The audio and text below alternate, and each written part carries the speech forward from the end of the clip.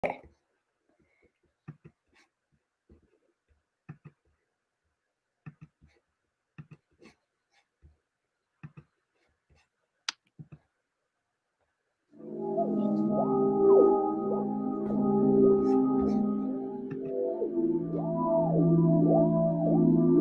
up in Detroit, Black language always reflected people's lived experiences, their ways with the world. It reflected the culture. It reflected so many things. My parents were big on Black history. They were big on activism. And so, this is how I wanted to be in the classroom.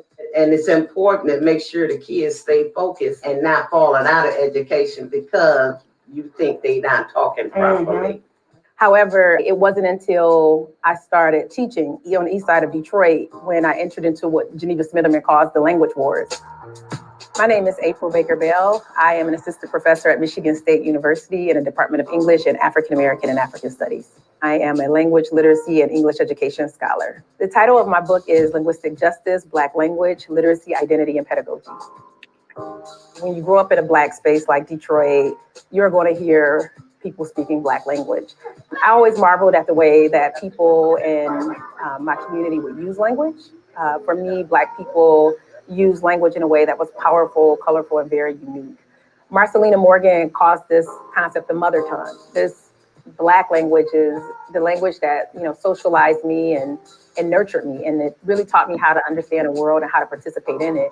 I started working with students who were communicating in Black language just like me. But I remember feeling pressure by school administrators to get these kids to use the language of school, if you will.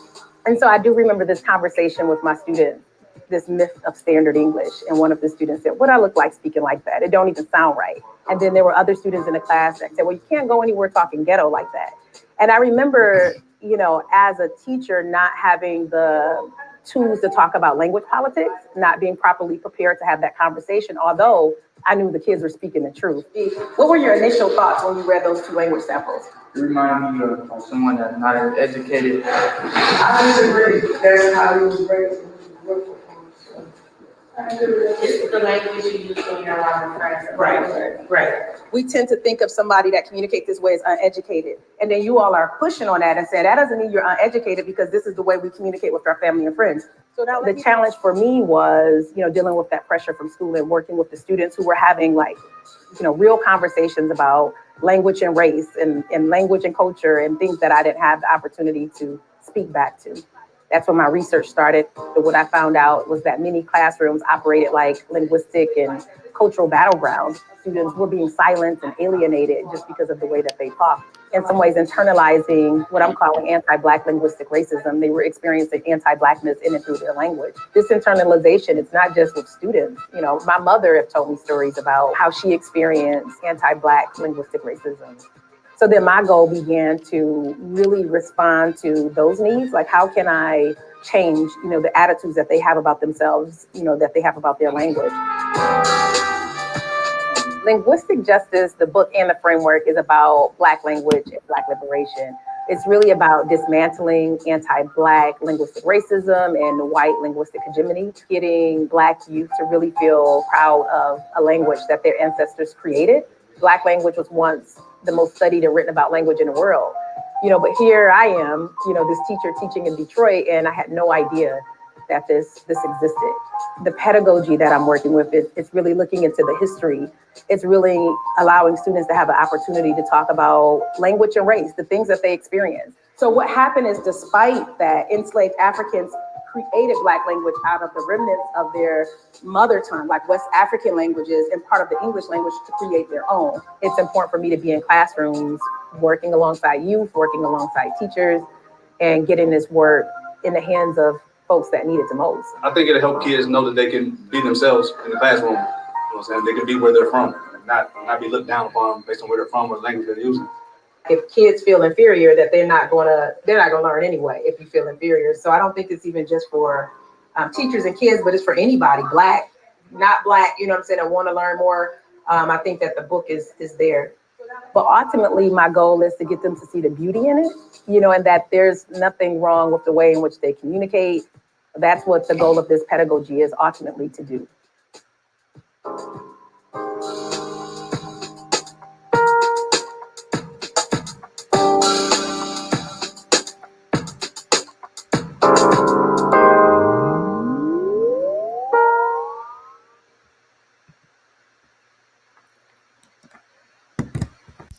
What's up, everyone? Welcome to Conversations with the OGs. You all, folks are trying it early, and Dr. B has gotten cut off, but we gonna, oh, there she go. I'm so excited you made it back. Say something, friend. Hello, can you hear me? Yes, I can. People, praise God, the devil is busy. He won't win today. Honey. So before we get started, I just want to say what's up to all of my students in English 294. What's up, y'all? I see y'all up in the chat saying stuff. I can also see that you all are using other people's YouTube. It's all good. What's up? Dr. B, you want to say what's up to your students? What is up to my students in 204, 258? I'm not going to tell them this extra credit. That's why y'all probably on here. Shout out to April and Alexia, Candace. Look at What's y'all. up, y'all? What's up? Thank you for coming through. Did you already say something about Mo, the producer? He on here as well. I saw my boo on here. Hey, Pooh, how you doing? Say what's up in the chat to everybody. Everybody say what's up to Mo, the producer. Mo, we done moved on from calling him Mo, the manager, to Mo, the producer. Okay, so make sure you say what's up to him. So y'all, we are so excited. Y'all know we have kicked off season 2 of the Black Gaze podcast, and we are getting right into the conversations with the OG. So thank you all so much. We know how hard it is to be a Black person, a Black woman in our bodies. And so before we get started today, I just want to take a minute to honor the life of Breonna Taylor. So wherever you are, just take a moment.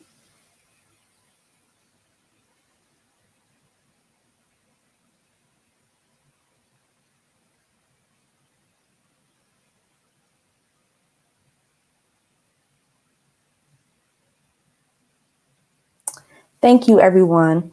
And to everyone who's going throughout their day, regular, like nothing ever happened, and you've logged on today, I hope that you will take a moment to reach out to someone, a Black woman, to let them know that you see them, that you understand what they're going through. And if you have not thought about Breonna Taylor today, or you didn't think about her yesterday or the day before that, I want you to take a moment to think about your privilege of not having to think about a Black woman who was literally lynched in her own home. So Dr. B, tell them what's going on today. Tell them the hashtags and all that before I start crying. Go. Dang, that was heavy. Yeah. So today we are talking about acknowledging and elevating Black language. And we are so honored to have Dr. April Baker Bell with us. And so throughout this conversation, we are asking that you use the hashtags Black Gaze Podcast and hashtag Black Linguistic Justice. So as you hear points that resonate with you, we just ask that you use those 2 hashtags. So listen, y'all know we got to get hyped before Dr. April Baker Bell comes on. So y'all already know it's a giveaway. What? It's a giveaway. So you all have the opportunity to win one of Dr. April Baker Bell's book, Linguistic Justice. But this is how you win it. Are you ready? Get ready. First of all, you got to live in the United States. Let me be honest with you. You need to live in America, because that international situation we was in, child, we love you, but that was a lot.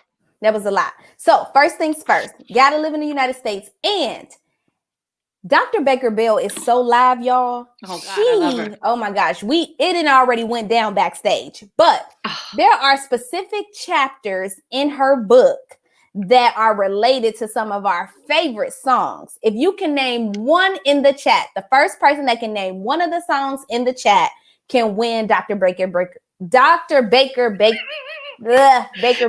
Child, talk slow and say. I'm a little nervous. Hey, with your chest. I'm a little nervous. So, what is one of her chapters that is related to a song? She got multiple. First person to put it in the chat. Go. Girl, let's see if they know. Is my chat frozen? Y'all ain't picked up Linguistic Justice. That's something that you need to pick up immediately. They're probably on Amazon trying to Google the titles. Shame. Shame. Let me tell you, I was just telling Dr. Baker Bell while we're waiting for somebody to comment. I am a elementary education assistant professor on the tenure track, and I don't teach language. I don't teach English or any of those things. This book has inspired me, and it has really changed the way that I think about education and just my whole being. So definitely pick this up. So the question, somebody said, what was the question? The question is, which one of Dr. April Baker Bell's chapter is named after a song? Tell us the name of it. I just gave it to you. Anna got it. Anna got it. Killing Them Softly. Anna, what song is that though? What song is it? Who's the singer? Anna, do you know? Now you're doing too much. Don't play my Anna like that. You better give Anna. Listen, put Anna up on the screen. Put Anna up on the screen. Anna gonna get this book. You talking about who the singer? Anna, you don't have to answer that. It's Lauryn Hill. It's Lauryn. I was just trying to see if she knew. Okay. Tell her to try Jesus, not you. Listen, I gotta try everybody, honey. Listen, let me tell you something. Can you please do us a favor and introduce our esteemed OG so she can come up in the room with the folks? I can. So tonight, I have the honor of introducing Dr. April Baker Bell. I don't think nobody go harder for the D. I thought Big Sean went hard for the D, but Dr. April Baker Bell represent Detroit like I ain't never seen nobody. So with that, let me tell you a little bit about her. Dr. April Baker Bell is a teacher, researcher, activist, and associate professor of language, literacy, and English education in the Department of English and Department of African American and African Studies, a national leader in conversations on Black language education. Girl, say that again, national. A national leader, okay? A national leader. Shoot, we're going to speak international in her life. On Black language education. Her research interrogates the intersections of Black language and literacies, anti-Black racism, and anti-racist pedagogies, and is concerned with anti-racist writing, critical media literacies, Black feminist, womenist storytelling, sorry, I almost got tongue-tied like you did, and self-preservation for Black women in academia, with an emphasis on early career Black women.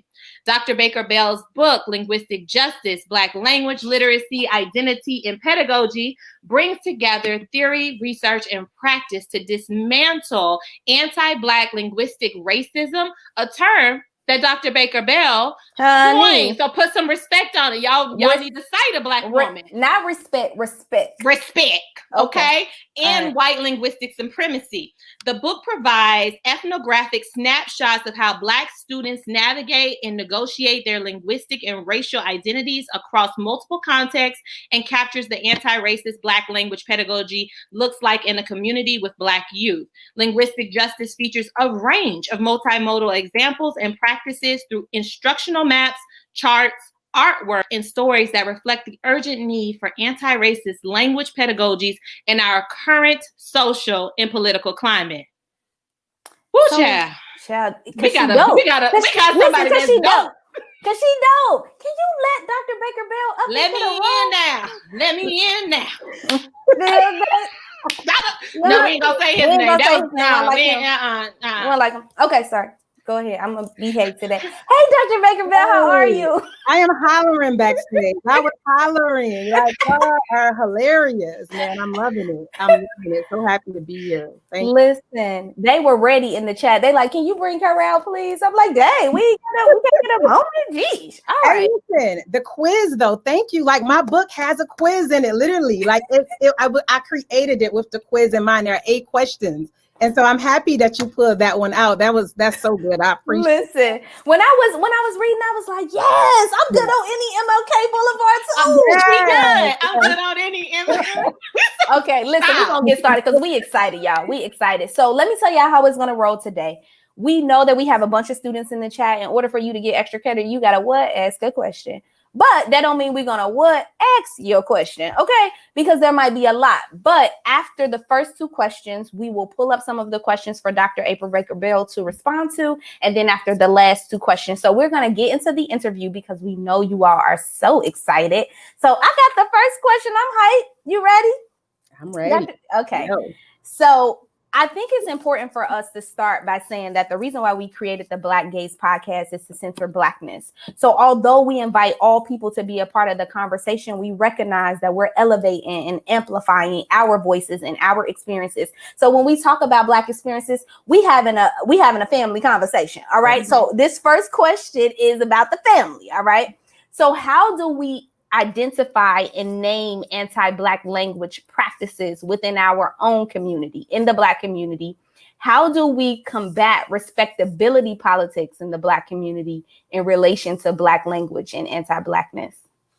That's such a good question. I mean, number one, I want to say, like, in terms of, how anti-Black language practices, get taken up in our community is directly related to white linguistic supremacy and our experiences with white linguistic supremacy. So, like, I mean, we see this happening all the time. I see it happening with, like some of the kids that I worked with will tell me how their parents, they policed at home sometimes, or like they're corrected at home sometimes. And like, we know that Black teachers do this, but what's interesting to me is like, I think what's happening in the Black community is what we think we're doing is protecting our youth and protecting each other. You know what I'm saying? From the type of policing and dehumanization that actually happened to us. We actually sometimes believe in the idea that, code switching is going to lead to some type of success. So anti-Black language practices is part of preparing us for our success. But, what we see on the other side of this, like when I was talking to, like the Black youth in the book, they were talking to me about how this shows up in their body, right? You know what I'm saying? How being policed, what it does to them, actually how it pushes them further away from wanting to learn or do anything, with language in a classroom. And so it's not helpful to, Black children that this is being perpetuated in a home. So I think the first thing is we got to have a conversation. We got to know what anti-Black linguistic racism is. So that's why I tried to write the book in a way in which it's not just for me, it's for Black people. Just, what y'all are doing with the Black Gaze podcast is centering Blackness. And that's what I wanted to do in a book, and everybody else can learn from it. But this is really a book about thinking about Black people learning something about our language, learning something about our history, learning something about our culture, right? And so the idea is we have to be able to have these conversations, right? We have to be able to think about, we got to know about the history, right? Where did this all come from? Because when Black people, are taught about language, we're taught that we're doing something wrong, right? You know what I'm saying? Or we're told, like, we respect your language, but this is what you need to do. Correct. That we talk about the history, right? How it came about. Like, it's rare that we talk about language planning, how that was part of, in European enslavers, separating us, from the language that we communicate so that we won't be able to, revolt, right? Or in the institution, absolutely, that was intentional, right? But even within that, we developed the language out of remnants of our mother tongue, West African languages, and in the English language, and built something that we could use to resist the dominance, that we were brought in this country under, right? And that still exists to this day. And so, like, when I'm talking to Black kids about this or Black people about this history, they're like, why didn't I know this in school? Same. I get that all the time. It's intentional, right? You know what I'm saying? To leave us out. So the very thing that we think that we're trying to do, eradicate, the Blackness of our language from us, is the thing that's creating harm, right? It's the thing that's actually upholding white linguistic supremacy and white supremacy. And so, like, I think that these conversations are important. They're hard conversations to have with our people, with our elders sometimes. Correct. Hard conversations, but we need to have it, right? You know what I'm saying? If we're talking about, liberation, we really want to talk about Black, liberation, then we got to have these conversations. We got to talk about, how we uphold white linguistic supremacy, how we sometimes internalize like anti-Blackness and spit that back out on our own people, right? We have to talk about that. But what I love about Black people is on the other side of that, these conversations are happening in our community though, right? They're happening in our community where we see this kind of conflict between talk and white. And whenever somebody says, you trying to talk white, people get mad. You know what I'm saying? And I get it, because Black people aren't monolithic. We talk all different types of ways, right? Correct. But at the same time, there's some trueness to that, right? Like, even if you're trying or not, there is a such thing as a white mainstream English, right? We know this. Linguists have talked about how this notion of standardness really represent white linguistic and cultural practices, right? You know what I mean? And so like the notion of like it did come out of whiteness, right? You know what I'm saying? This idea of standard, it did come out of that, but instead of pushing against it, you know, and calling the person who's talking about white language, you know, ignorant, or you're just mad because I'm talking proper. We need to have, that's actually an opportunity to have a conversation about something real. And so that's what I tried to present, you know, in this book, you know, so that our community can engage in this. This is not just something that needs to happen in school, because language exists beyond school, right? We know anti-Black linguistic racism happens in all institutions. It happens in all types of jobs. It happens in all type of right? It's everywhere. And so this conversation about language, it needs to happen in all type of places, and it needs to begin in our communities. I love that. Wow. And I'm just thinking about, because Dr. B, I know you have the next question, but I grew up in a house with my grandma. And so my grandmother used to say, don't ask me no questions. I'm grown, right? Yeah. And so I think about that a lot. And so if I'm going to come to my grandmother now, I'm like, grandmother, so I want to talk to you about this thing called linguistic justice. Because when you in the Black community, you got to come correct. You can't just come here and be like, oh, I learned all of these things and this is how we going to do it. No, that's right. You got to come correct. And so I think it's so amazing that you pointed out something like there is some truth to this idea that we are talking white, because where did we get that from? And not to push back on it to be upset, but it's an opportunity to interrogate what we've learned and what we've internalized in this country. So I'm like, wow, that just... I gotta write a note. When you answer your question, Dr. B, I'm gonna write my note. So who you gonna write your note to? Your grandma? I'm writing a note for myself, because this is a conversation that has happened a lot in terms of, you know, when you meet certain people and they have certain registers and they make sure every subject and verb agrees and they don't use any Black language, you do get this pushback where people are like, we're talking white, and then they're like, no, Black people are not a monolith, which we are not. But it is something to be said to where do we get that language from, and why are we upholding one over the other? Exactly. So that's and why do we use it to, like, I mean, we could frown upon our sisters and brothers, you know what I'm saying, and our siblings who, you know, Black siblings who are not communicating in something that we tend to think is like proper or correct, or, you know what I'm saying, that is, it means you're educated. You know what I mean? We need to have those conversations. I hate when I see it in social media among ourselves, where I'm not talking, you know, white. I'm just talking proper. What is proper, and who decides what is proper and what's not? You know, like we interrogate this. And so I look at those. I understand where people are coming from, but I also think we got to be gentle, like Dr. Porcher, like you saying, like we have to be gentle when we're dealing with our elders on things like this, because they didn't create it. You know what I mean? They're not at fault for that. But I think we need to have a conversation, you know, about how not to perpetuate these things in our own community. Yeah, and anti-Blackness is like smog. We all breathe it in. We breathe it in, and we actually perpetuate it as Black people. Yeah, absolutely. I have a second question for you. So I'm looking and I'm thinking about all the things that your work, you know, encompasses, and how do we begin the journey of acknowledging and loving the brilliance of Blackness in all spaces, especially when, and it kind of goes back to what we were just talking about, especially when we are taught to hate ourselves and everything associated with Blackness. And I even saw that with the kids in the Leadership Academy. How do we move beyond that?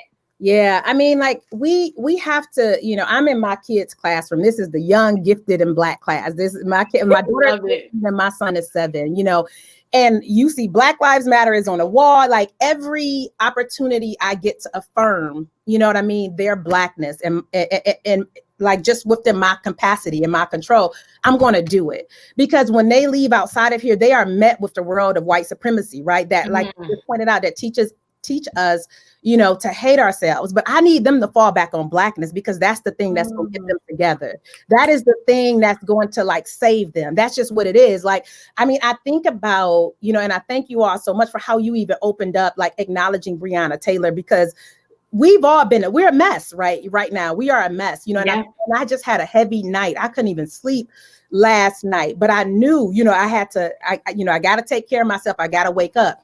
And when I think about what Blackness did for me, you know what I mean? Like how Blackness encouraged me to get back up, right? You know what I'm saying? You know, if it wasn't for me waking up and reading a quote by James Baldwin acknowledging why we should be enraged, you know what I'm saying? Why we should, like, while living in this country will have you enraged. That's the Blackness that got me together, right? Or me listening to Earth, Wind, and Fire, That's the blackness that got me together. Yes. Or me looking on Instagram, you know what I mean? And seeing, activists out there fighting on our behalf, like just looking at like what's going on. That's what saved my soul. That's the soul work right there. So I think that it's just so important for us to actually point that out and say that it's blackness that's going to save us. I think when related to language, there's a chapter in June Jordan's book. It's called Civil Wars. And the name of this chapter is White English, Black English, the Politics of Translation. And what I love about the end of this, there's a few lines at the end of this chapter and I'm going to read it. June Jordan says, "I deeply hope that more of us will want to learn and protect Black language." She says, "If we lose our fluency in our language, we may irreversibly forsake elements of the spirit that have produced for our survival." That's for me, like the answer to your question. That's the answer to like why Black language will save us. It has always led to our survival. It has always saved us, right? If we're unable to communicate in our language, where would we be? You know what I'm saying? In light of what's happening to us in the world right now, we didn't have Black language. Tell me, how are we surviving? Language is at the center of our Blackness. It's at the center of everything we do. It's at the center of Black Lives Matter. It's at the center of our struggle. It's at the center of our fight. How can we even say Black Lives Matter, you know what I'm saying, without a Black language type of framework, right? Without a Black language type of mind. And so I think that we have to see Blackness, as our survival, honestly. It's at the center of, that's the only thing that's going to get us together. How do we know we're going to survive beyond this election? Because of Blackness is what's going to do it. No matter who is elected, we know that Blackness is going to help us to fight. It's going to guide us. It's going to direct us. It's going to take us back to our ancestors. It's going to bring us to our spirit. It's what's going to connect us. And so we have to remember that. You know what I mean? The notion of eradicating Black language, that is just like, you know what I'm saying? That is meant to kill us. It's just meant to kill us. Like when I think about literally my mother tongue, like when I'm in like this situation right now and waking up and actually calling my mother who's speaking in Black language to me to help get me together. So when we're thinking about it, if I take it back to classrooms and schools, I think what teachers have to understand is that this is beyond education, right? It's important education, but it's beyond that. This is our life. We're talking about survival. You know what I'm saying? We're talking about trying to live, in this world, and not only survive, we want to do more than that, right? But in this very moment where our lives are at stake, you got to understand the work that you are doing is beyond the technical differences between language. It's beyond code switch. It's bigger than that. You know what I mean? It's you're at the point where you talking about Black liberation or Black death. You got to choose. Wow. And so like Blackness is so important to all of us. It's important that teachers center Blackness when you're dealing with Black, especially when you're dealing with Black youth and Black young people, but you need to be centering Blackness in your white classrooms too. They need to understand something about Blackness and why we need it and why you need to be fighting for us. Right. And so that's all the way around the corner response to your question. But I thank you for the question because it helped me to put it to perspective and think about that. And that's how I see, and that's how I raise my kids. You know what I'm saying? That's how I raise my students, right? You know what I mean? I have to center Blackness. And it's so interesting because it wasn't in this moment that I knew to do that. When I started teaching at 22, didn't have a lick of Blackness in my teacher education program. I knew that Blackness was the thing that was going to get my students by. Right. Wow. It was the thing that was going to save my kids. You know what I mean? And so I've always just saw that as important. And it's because that's how my parents raised me. That's how Detroit raised me. That's what I'm saying. It's Blackness. It's Blackness. It's the Blackness for me. It's a Blackness for me. Listen, you just really got my whole life together. Because when Keisha started with that Breonna Taylor thing, you notice our energy kind of went down. And then now I needed that. And it's so funny because I want to take some questions from the audience, but I have to say this. I got this one Amazon delivery driver that always be coming with the Usher or something blasted. And today he had some Usher nice and slow. And I'm not lying. Blackness give you joy because I know he be be doing wrong throwing my packages. But I was like, brother, I'm so happy to see you today. And then just to be in this space, and I had a meeting at work for Black employees, and I'm just really saying that Blackness does just help you along the way. Like y'all are giving me energy right now. I do want to move to a question from our listeners and viewers. Black language is seldom recognized as a language within a bilingual ed community. Thoughts on combating anti-Blackness within bilingual education? Ooh. Yeah, I mean, I think it's important wherever Black language is, it's important. There is a scholar, what is my girl's last name? I'm not thinking of her, that's doing that work. There are Black language scholars that's doing that work in Black, Black bilingual education community that I think that we should be looking to the work. And it's Keisha. I'm not thinking of Keisha's last name right now. There's a lot of Keishas. There's a lot of Keishas.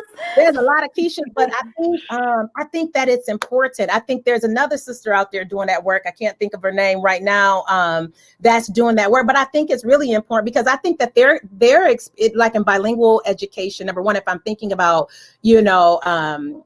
Black immigrants, right, that are coming and they're communicating like in a different version, right, like of a Black language or Ebonics, if you will, you know what I mean? They're, the uniqueness of their situation is extremely important that we acknowledge, right? Like the complexity of that. So I think it's extremely important to, have this conversation over there to be able to think about anti-Black linguistic racism broadly. The reason that I especially, thought it was important to think about Black language in terms of like US Black language, is because that conversation for me has always just been on the margins, right? Like even if we think about larger conversations about sociolinguistics, if we think about larger conversations about translanguaging, like when I look at Black language, it's like, for me, it's not even placed at the same level of these other languages, right? Mm-hmm. And so when I wrote the book, I wanted to center that, you know what I'm saying? And talk about us in the context of linguistic justice too. Because when people think about our language practices, they just tend to think, well, it's just broken English of some sorts, and it's not, right?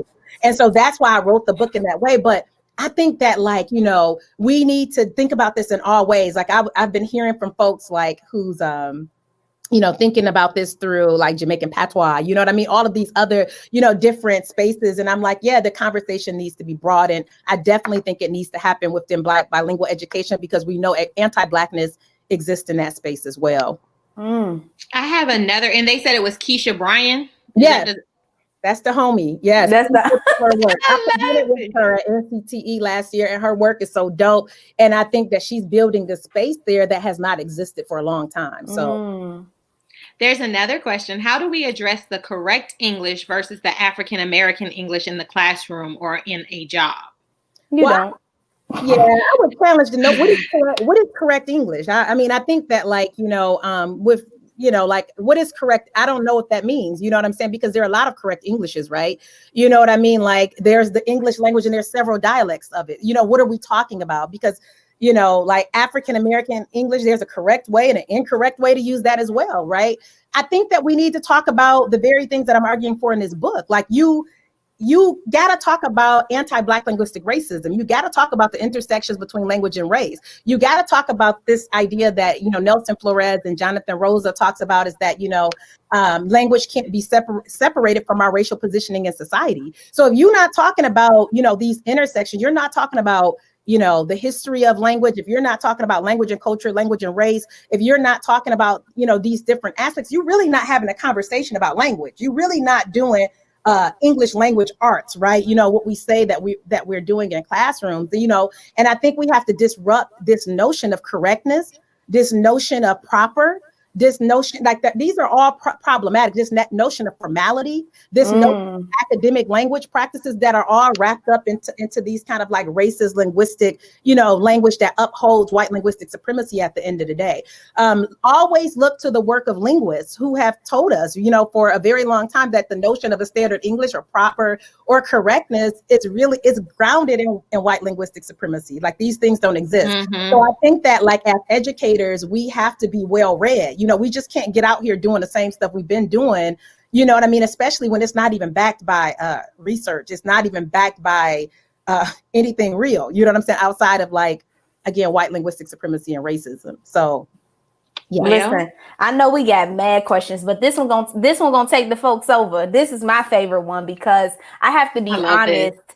I literally read your book in one sitting because when I opened up the first page, it hit me right in the throat, and I was like, "Oh, I can't stop! I got to get the whole thing." So I want to share with the folks our next question. In the opening of the book, you state, if we honestly believe that code switching will save Black people's lives, then we really ain't paying attention to what's happening in the world. Eric Garner was choked to death by a police officer while saying, "I cannot breathe." Wouldn't you consider "I cannot breathe" standard English syntax? This opening statement was so powerful and really shook me to my core, like really. Yeah. So if mainstream English or white mainstream English won't save us, or our Black children, in your opinion, what do you think will save us? You know, I go back to the very question about Blackness is what's going to save us. You know what I'm saying? It really is. That's really what's going to save us. I mean, if we look about, like, I want to get to this question of not saving our life. I really we have to interrogate and think about that, right? I'm not trying to say like that. Some Black folk will tell you, you know, I've got, you know, some level of success for code switching or talking white, but like, what did you lose? You know what I'm saying? Oh, wow. What got lost, you know what I'm saying? And you doing that, right? You know, and I just think that, like, who decides who gets who has to like code switch and who doesn't, right? And then why do we tell Black kids, you know, that like this will lead to your survival if it's not even, it can't even save our life? What are we talking about when, you know, Breonna Taylor could be asleep and not even utter a word and she could be killed in her apartment? What are we talking about with survival? Like when, you know, Eric Garner can say, "I cannot breathe" 11 times, you know what I'm saying? And that still like did not lead to his survival. What are we talking about when George Floyd could say the same thing, "I cannot breathe," and it didn't survival? Tatiana Jefferson didn't even get an opportunity to defend herself or say anything. So when you start talking to Black people about that, like white mainstream English could lead to our survival, and we watching our people being killed on the streets, what are we really talking about here? This came directly from the Black youth, you know, that I was like around the time when Trayvon Martin was murdered. We were talking about language education, and the kids pointed out, well, he said, you know, "Why are you following me?" And He did. And that didn't lead to his survival. So why are teachers telling us to code switch, you know what I mean, for opportunity, success, or survival?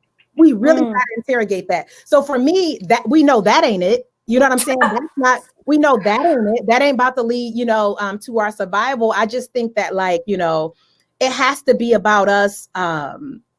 You know, I think that number one, we're going to save our lives. You know what I'm saying? It's about, like, you know, those who believe that we are worthy in ourselves. It's going to be our own language. You know what I'm saying? I think that that's what's going to lead to, you know, our survival, honestly. You know what I mean? It has to be grounded in Blackness. You know, we have to be able to, you know, get to this point where we're acknowledging that, like, racism, you know, anti-Black racism in this case supersedes anything that we're trying to do. We have to acknowledge that we have to deal with anti-Black linguistic racism and anti-Black racism head on. We cannot like have this stuff behind nice approaches, code switching, or, you know, academic language, you know, like what you're talking about. Like, I challenge teachers all the time. Well, we know that colleges, you know, are going to, you know, they use that as a mechanism, you know what I'm saying, for admissions. Okay, true, right? You know what I'm saying? But when you're talking to Black kids that like even as if the notion of college is going to save you, anti-Blackness, like, and when we all know, right, like we sent here, we all know, right, you know what I'm saying, the struggle is real, even navigating academic institutions. So like, you got to have the full conversation. If you're going to tell Black kids to code switch, you better be talking about, and you need not tell them that, you know what I'm saying, they need to make the decision for themselves. But if you're not talking about anti-Black racism, if you're not talking about people dying in the streets, if you are not talking about dismantling those systems, then I don't know what you're talking about right now. We're in this moment where we're not, like, we want more than respectability. We want more. We want to be linguistically free. We want to be free. We want to be able to live our lives without concern and just as we are. You know what I'm saying? We shouldn't have to follow some type of code, right? You know what I'm saying? In order for people not to be racist toward us, which they're going to be racist toward us anyway, right? It's just a lot of work to do. You know what I'm saying? And I think that, like, what Black linguistic justice does is push us toward that work. It makes us uncomfortable. It makes it hard. It makes it challenging. I don't even have all of the answers, but the one thing I know is what we've been doing Ain't working. Ain't working. It ain't working. Wow. Let me tell you, you didn't come to play, did you? Listen, it's too much on the line. It's too much on the my line. life on the line, my kids' life on the line. Yep. Shoot, y'all's lives is on the line. Yep. So listen. Okay, let me go to the question, because I think that we have a lot of parents on here, a lot of teachers on here, and one of the things that I'm even reading through the chat, do you have any specific feedback on how educators and parents can begin to learn about the brilliance of Black language and elevate it?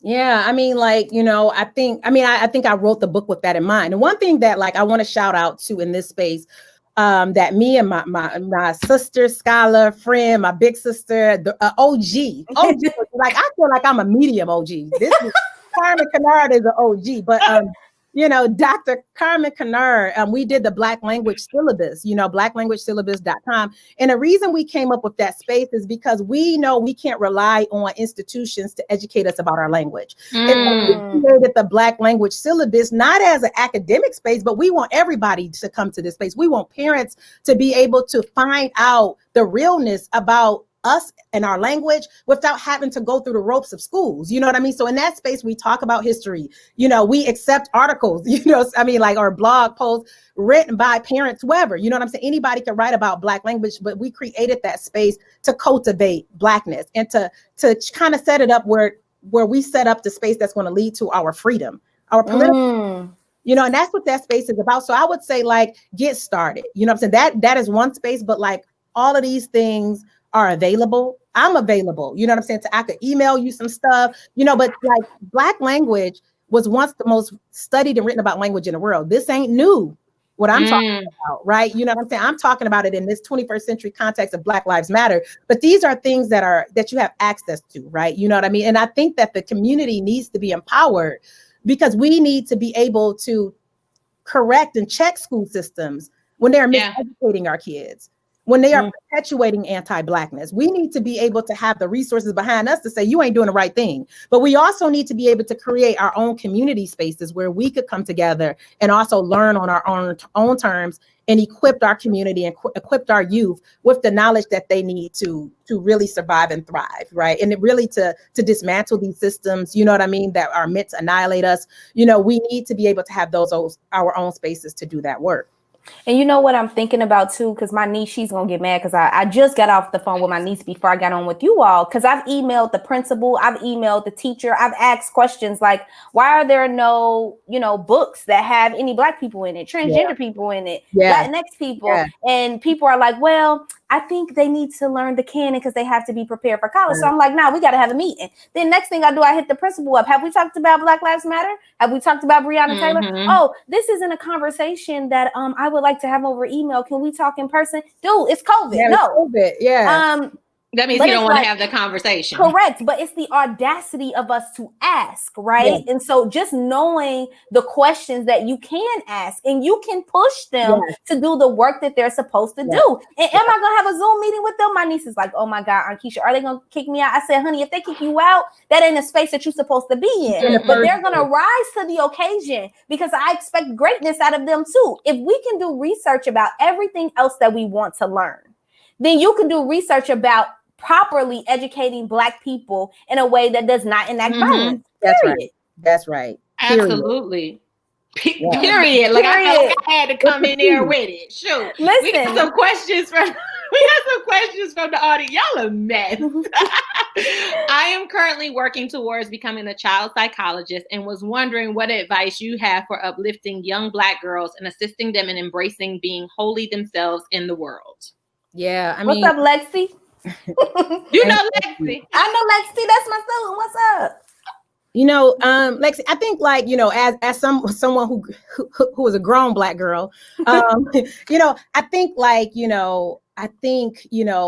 think Black girls know, to be honest with you. You know what I'm saying? Like, I think letting us exist and letting us be and not controlling, you know what I'm saying, our narrative, I think is the best thing someone could do. But also I think I think seeing what, because I don't want to put this out there like Black girls are monolithic either. Like we have a variety of needs, you know what I'm saying? I think acknowledging Black girls, finding out what it is that they want, you know what I mean? Like, and supporting them. But also there's a lot of literature, I think, for you, like as a someone preparing to be a child psychology, I think about Black girl literacies, how that's important to understand something about Black girls. I think about, what is it? Push out. I think about like all of these type of things for you to understand how Black girls are policed, how Black women are policed. I think like tapping into and reading about some Black feminist theories, will be very important for you to kind of prepare yourself, not even necessarily like embrace Black girls, but also be thinking about how do we dismantle these systems, you know what I'm saying, that are meant to annihilate Black girls and Black women in the first place, that are not meant to protect us, right? You know what I'm saying? So it's about us and embracing us, but it's also about dismantling these systems that are meant to do the things like they did, to Breonna Taylor. You know what I'm saying? Imagine a world where Breonna Taylor could live. What would that mean? Systems for that to happen, right? How do we dismantle systems that constantly suspend Black girls, from smacking their lips, which is a Black language type of culture, you know what I'm saying? Yeah, like they smacking my lips. Right. That police Black girls and automatically think that they're fast, right? You know what I'm saying? Like, I think that like that's what it's about, creating, a world where Black girls could live on their own terms, however that is, right? I think that's the work to me, I have another question, Dr. B. I have one more question. And it's kind of like you hit on this, but when working with young children, how can we deal with anti-Blackness in the classroom, especially when it is internalized anti-Blackness? What's up, Sarah? I see you. Yeah. Girl, your students is coming through. In the place, honey. What you know? What y'all doing? What you know? Okay. They on Twitter. I ain't telling them to hit it. Go ahead, Dr. I recognize Sarah's last name, Shapiro. I recognize that last name. I think like that's what I tried to do in the book, with thinking about the anti-racist Black language pedagogy.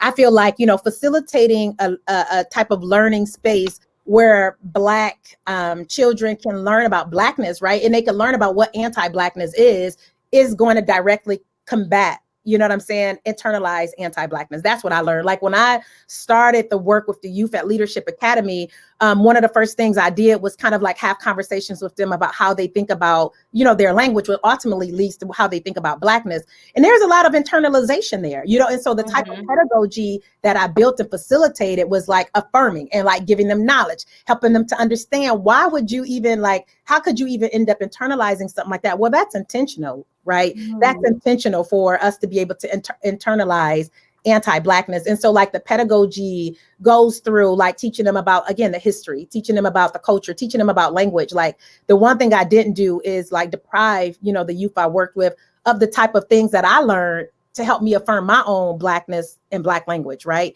So I think like setting up pedagogies, and I think that's what a lot of our pedagogies are about, right? Setting up pedagogies that could work against, what's currently happening in classroom that leads to this internalization. Then what do we need to do? What's the opposite of that, right? And that's how I thought about the anti-racist Black language pedagogy, just giving them like not trying to control that too. Like, people want to come at this pedagogy and try to tell, but you're going to need this language to survive. Like, first of all, Black people know how to survive, they know that these systems, right? That Talk about it.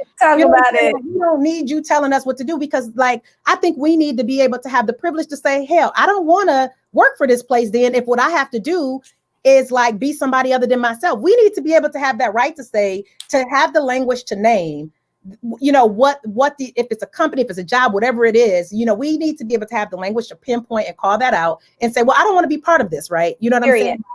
Or I want to write my essay, you know what I'm saying, to get into college where I'm dismantling this system. I think like there's this notion that like Black language is inferior, so you couldn't enter into a college writing in your own language and you can't do that successfully, right? You know what I'm saying? Or effectively. And I just think that that's like incorrect. Like, I don't know what y'all understand about Black language, but that's not the Black language I understand, right? You know what I'm saying? Like there are very effective examples of us. I feel like using our language is always effective, but like there are examples of, folks writing and getting into college using Black language, right? And getting in. Like, so I just think that we kind of have these deficit notions of what it is and what it can do.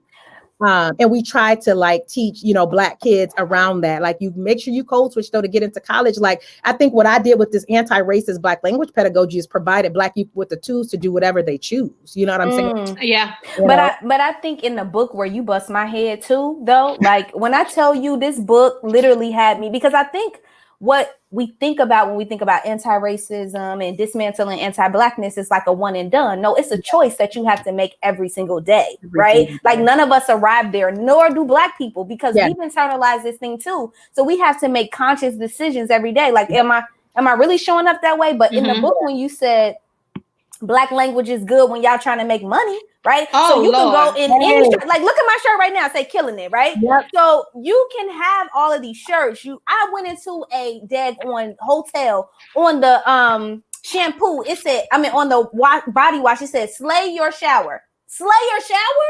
Baby, where did you get that from? That doesn't even make sense, right? Exactly. Like that's what I'm saying. Like, I was reading a document that I don't even want to call this fool's name out loud, but like where, this kind of like, attack on anti-racism, critical race theory, where woke is being used, in this document. And I'm like, oh, look at woke, right? We know where that came from. You know what I'm saying? But like, you were exactly right. And I think that people want to like focus on what Black kids and Black people need to do to lead to success, while meanwhile people making money, like you said, capitalizing, commodifying, our language. And it's not us, right? You know what I'm saying? Like not when we go up into these stores, Target, wherever you going into, they're using our language to capitalize on it. We hear it, you know what I'm saying, in these commercials where they're using all of our music and everything else. McDonald's. Make that right, So I think that like you gotta have a full conversation. You can't come to us and Black youth, you know what I'm saying, talking about some, you can't be successful talking like this. And all these white Instagram celebrities.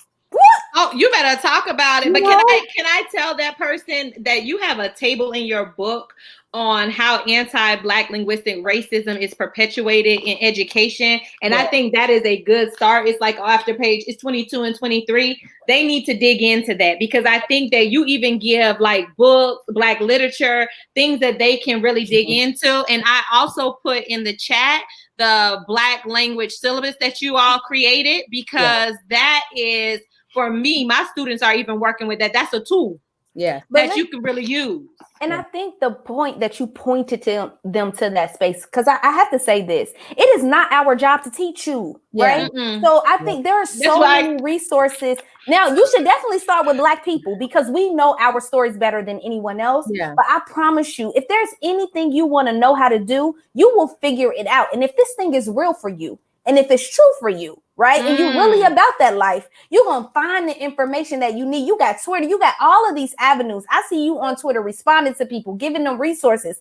If you about that life, you're going to find it. And as you can see, the weight that Black people have on us right now, just think about what it takes for you to text me and be like, hey, Dr. P, can you hit me up with that article? Well, you can Google it yourself, right? Yeah, like, true story, because like, and that's the thing, like even the questions that I get, and I know people mean well, like they won't listen, like, I get questions, number one, that I answered in the book already, but like asking me, well, what do you do with this? Folks, I'm not being funny. We've been taught to use context clues our whole life. You know what I'm saying? Like we've been taught to try to figure it out. Like, I think what it means to be an educator, you're a creative. You know what I'm saying? Like, nothing is going to also exist for your specific situation. And so you have to know how to create. I think Black language, this book, it sets it up where, like, if you're thinking about a writing assignment, if you read this, like, I think you can think about a writing assignment, right? You know what I'm saying? With those type of tenets and things that I put in a book in mind.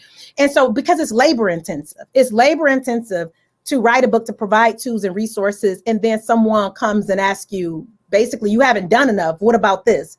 And I, you know what I'm saying? It's an issue there. Like, there's some emails I just can't even respond to, because I'm like, number one, that was in a book, or like, what do you think about that? Like, that's what I put back to people. Like, you tell me, you know what I'm saying? Or like, I get the question of like, how do you tell white teachers at this point? And I get this from white scholars and white educators. Like, you tell me, because like, I think like I've wrote a book about like what it means, right, to censor Blackness, and you know what I'm saying, what anti-Blackness looks like, right? Now I think that what we need to have on board is like our white co-conspirators, ally, whatever you identify, is to take it and to think through, what it means to be a white educator and what we need to do. You know what I'm saying? That's the other side to this work, right? It's not keep coming back asking me now to write another book, right? You know what I'm saying? And not today. Come on. We just had the Brianna situation yesterday, and you asking for stuff today. They better get on pages 22 and 23. But listen, y'all, we got to wrap this. I could talk to, I'm serious. I could talk to y'all all day, but the way life is set up, we can't do that. Yeah. So I just want to say, honestly, Dr. April Baker Bell, you are so bomb. You are just an amazing person. Your spirit is so good. And I mean, it was funny because we had one of these conversations with the OGs and we exchanged during Twitter.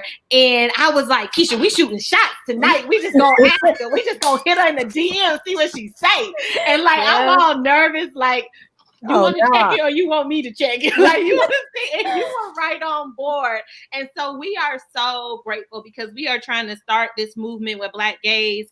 And it's just amazing the love that people show and just your heart and just the way that you say, yes, when can we do this? So I'm just grateful for your work. And I just want to thank you. Keisha? Listen, I be out here that's my mentor and she don't even know me. She don't even know me. But seriously, the amount of trauma, because I straight up say code switching causes trauma. And I have been processing that a lot. And when I opened up your book, it was like I was sitting down having a conversation with you. So to have you here today, is beyond, I just want to say thank you for who you are and what you bring to the world. You are an OG in my life because this is the first time that I've ever seen myself in the work. And as long as you giving the tools to me, I'm knocking down the doors with the tools. Hey. Straight up. Look, it's a move. Thank you. I want to thank y'all though for what you're doing beyond me being here is dope, because I attended one of the sessions and I was like, I ain't never seen no podcast like this before. They getting down. So while y'all were sending it out and probably feeling away, I was waiting on my invitation before. I'm going to be on the show, but I thought I needed to grow up in my OG-ness a little bit more. Look, Dr. G, who trained me, Geneva Smitherman, is the original OG. So I look at them kind of OGs, but no, I appreciate it. I appreciate the space that y'all created. And I cannot wait to just share it. I'm not teaching this semester, but to share it with my students and to advocate. I look forward to, future sessions and everything, but y'all are doing the dang on thing, We love you. Listen, I'm going to cry when I get out of here. Don't you worry. I'm going to cry. She got another presentation. She can't cry. I do got another presentation, but y'all, we love y'all. And we have so many other things that are going on with the Black gays. Because when I tell y'all we got our foot on the neck of anti-Blackness, I'm not playing with nobody. We're applying pressure on all sides. On all sides, because our lives are on the line. So we want to share something very special with you all today. Dr. B, you going to tell them? Okay, all right. Are we going to do the giveaway with it too? Yes, we're going to do the giveaway, okay, but tell them first. All right. I mean, if I got to listen, y'all, we going out with some Black gays merchandise. All right. And we own our stuff. So and we own it. Don't try us. You better try Jesus. He's a savior. Try your mama, try your daddy. Don't play with me. Don't try us. Okay. It's a trademark. We will sue you. We have Black gays merchandise and we're gonna give some away today. So the first person in the chat that can tell us and spell it correctly what our first episode of season 2 was, you're gonna get a free Black gays t-shirt. Who about it? Who got it? Let's see. Child, we got some woos. We got some things. Y'all really love Black gays. Listen, we love y'all back. Y'all don't know we be laying before the Lord on this thing. We really do. We really do. Okay, so the first person who got it was April Mustian. Oh, my April. You gotta put her up on the screen. Oh, I'm sitting here having an emotional moment. Listen, and she done spelled the word right. Come on. Listen, and this is the thing. Protecting Black women isn't just about protecting cisgender Black women. It's all Black women. And with the current situation, and I'm just going to share this with you all. We recorded this episode 3 weeks ago before we even knew that the Breonna Taylor incident was coming back up. Crazy. We are about this life because we're also experiencing violence against Black women. And so if you really about this work, go listen to the podcast. It's free. It's free. People ain't out here giving nothing away for free. Go listen to the podcast. Dr. B, is there anything else you want to say to the folks before we ride out? I do. I put up here Dr. April Baker Bell's information. Please follow her on Twitter. Please follow her IG. The IG is black_language_syllabus. Don't be trying to be in people's private IG. That's why I ain't accepted some of y'all, because that's personal. I need y'all to go copy this book, please. Come on, support a Black woman. And also, I can't do this without shouting out your boo-boo, but Hey, my brother from another mother, Mo Money. Money. Okay, so that's who I want to shout out. I also want you all to follow us on our IG, which is Black Gays Podcast. our Twitter, which is Black Gays Pod. our Facebook, which is Black Gays Podcast. And most importantly, I need y'all to rock this gear and then tag us in your photos so that we can do something with it. We coming out with a website. We got some stuff. We got some heat packed for y'all. We don't quite know what the heat is. Bye, girl. All right, y'all. I think I covered it all. We thank y'all. We love y'all. We just wanted to provide this space on this day. Y'all protect your peace and stay Black. Stay Black all day. All right, bye. Bye. Did you? Hold on. Don't y'all be saying nothing just yet. Just hold my mule. Hold your mule. The clock's still running. Try to take that long to end the broadcast. I guess it said, oh, it's waiting on your audio. Okay, no, hold on. That joint said no. End broadcast.